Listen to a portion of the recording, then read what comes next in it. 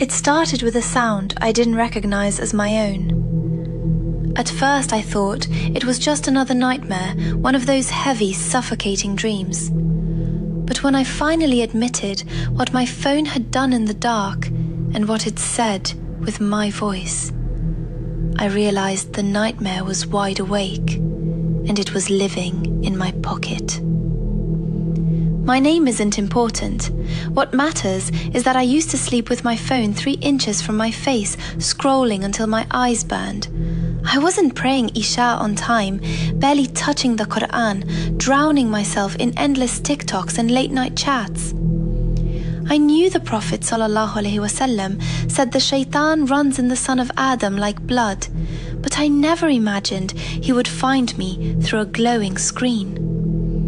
The first night it happened, I woke up at 3:07 a.m. to a faint vibration under my pillow. I remember the room felt heavier than usual, the air thick and hot, even though the window was slightly open. The street outside was silent, the kind of silence that feels like it's listening. I blinked at the bright screen. 32 unread messages in a group chat, some random memes, a missed call from my cousin. Then I saw it. 3 outgoing messages from me, all sent at exactly 3:00 a.m. But I had been asleep. My heart started to pound. The messages were short, almost harmless. "Yeah, I'm up. I can't sleep. Tell me something." I stared at them, trying to convince myself I must have been half awake and typed them without remembering. Sleep texting, that's a thing, right? I deleted the messages and locked my phone, forcing myself to mumble a lazy "A'udhu billahi minash shaitanir rajeem" before going back to sleep. 2 nights later, it escalated. Again, I woke around 3:10 a.m., my phone buzzing quietly. The air in my room felt wrong, too still, as if the walls were holding their breath. Outside, a cat yowled, long and broken, then abruptly cut off. That silence after, it made me sit up. This time, there weren't just messages, there were voice notes. My own profile picture, my own name. 6 voice messages sent between 2:58 and 3:03 a.m. to a number I didn't recognize. My thumb hovered above the first one. I told myself it was a glitch, a bug, anything but what my gut was already screaming. I pressed play. My voice came out of the speaker, but it wasn't how I sound when I'm awake. It was slower, as if each word was being pulled out of a deep well. "I can't keep this inside anymore," I heard myself say. "Sometimes, I wish I could just disappear." My skin went cold. I had never told anyone that. Not like that. Not that exact sentence I'd whispered only in my mind on my darkest nights when I lay awake staring at the ceiling, hating myself. No one knew those words but Allah. I played the second voice note, my hands shaking. "You know that thing that happened when I was 12, my voice said. "The one in the storage room, the hand on my ankle. I never told anyone. They'd think I was possessed."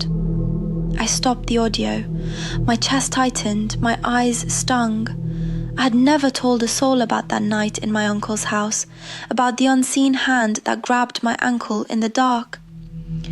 I'd spent years convincing myself it was a dream, but now my phone, my own voice, was confessing it to a stranger. The number had no name, no profile picture, just a country code I didn't recognize. My fingers trembled as I scrolled through the notes, but I couldn't force myself to listen to the other 4. Instead, I opened the chat text. My voice had been replying to someone who had sent a single message. "I already know, just say it." I closed the app and threw the phone onto the bed as if it were hot. My mind raced.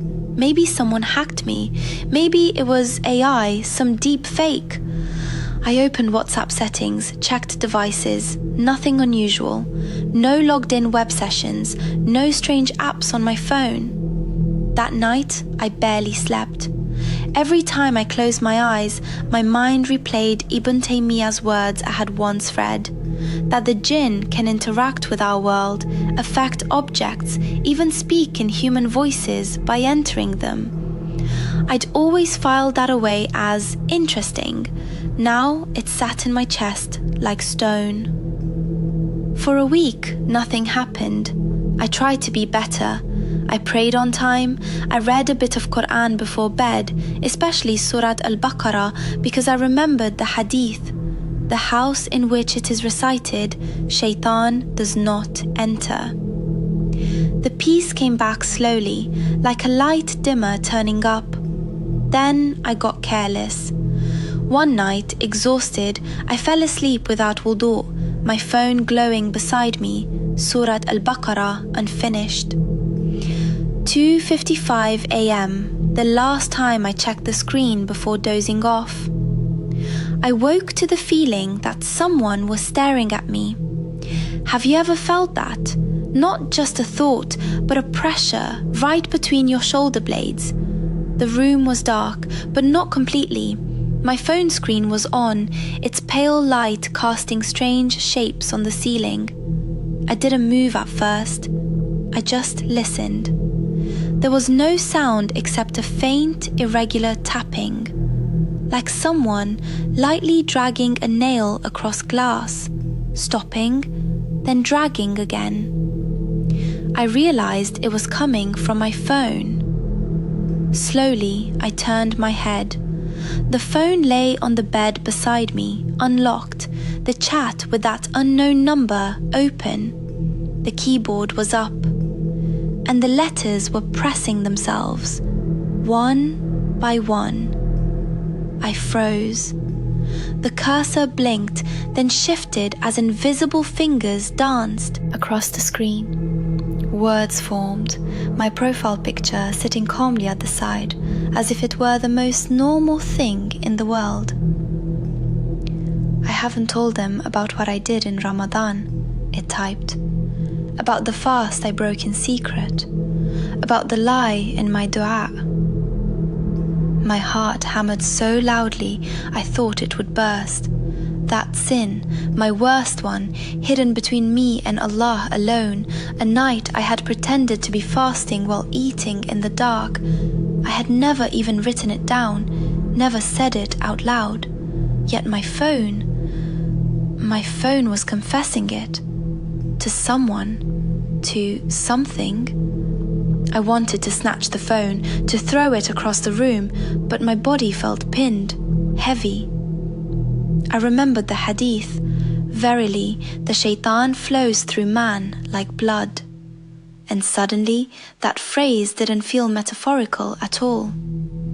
The typing continued. You were there, the message said, weren't you? Then, on the other side of the chat, 3 dots appeared. The stranger was typing back. No, the reply came, but he told me. I whispered, barely able to move my lips. A'udhu billahi minash shaitanir rajim. My tongue felt thick, but the words slipped out, weak and shaky. The Prophet ﷺ said, indeed, the eyes sleep, but the heart does not sleep. My heart was awake, screaming. The phone's keyboard moved again, faster now. Who told you? It typed. This time, the answer came almost immediately. The one who sits at your door, the one who waits on your pillow, the one you invited every night when you scrolled instead of saying his name. My stomach dropped. I tried to sit up. My limbs felt like they were moving through mud, resisting me. It was like that nightmare paralysis, except I was awake, feeling every bead of sweat on my skin. With every ounce of strength, I forced myself upright and grabbed the phone. As soon as my fingers closed around it, the typing stopped. The screen went still. I stared at the chat. The messages were all there, sent. Timestamps glowing, 3:0 a.m., 3:1, 3:2. My thumb hovered over the microphone icon. I didn't press it, but I watched in horror as the red recording bar slid out on its own. I heard the soft beep. "You don't have to say it," my voice whispered from the speaker, live, not a saved note. "I'll say it for you." I dropped the phone. It landed screen up on the bed, recording, capturing only my ragged breathing and the faint hum of the fridge in the next room. Then, softly, over the audio, another sound layered itself. A voice. It sounds like mine, but stretched, like someone had taken my tone and pulled it, thinned it, twisted it into something that smiled while it spoke. "Do you remember the first time you ignored the adhan?" it said. "The first time you said, 'I'll pray later,' and you didn't? Do you remember how empty you felt?" I liked that. My skin crawled. I watched, frozen, as the live voice note bar kept moving. I lunged and hit stop with a trembling finger. The note sent itself instantly. On the other side, 3 dots appeared again. Then a single message arrived. "Tell her I'm listening." A cold rush of air moved across my face, but the window was closed. For the first time, I truly remembered that verse I had memorized as a child. "Indeed, he sees you, he and his tribe, from where you do not see them." I closed my eyes and started reciting Ayat al-Kursi, stumbling over the words at first, then forcing them out, line by line. As I recited, the atmosphere in the room changed. The heaviness fought back, pressing on my chest, my throat tightening as if invisible hands were trying to silence me. I pushed through it, clinging to every syllable. His kursi extends over the heavens and the earth. When I finished, my phone screen flickered. The chat app closed by itself, then the whole phone went black, as if the battery had died. But I knew it had been at 68%. I didn't sleep the rest of the night. I sat with the lights on, reciting Surah Al-Baqarah from my mushaf, pausing every few verses to look at the dead phone on my bed. Dawn finally came, soft and grey, and with it the adhan from the nearby masjid, the first one I had truly listened to in months. That morning, I took my phone to a technician. He checked the battery, the system, the apps. Everything was normal. No hacks, no remote access, no explanations.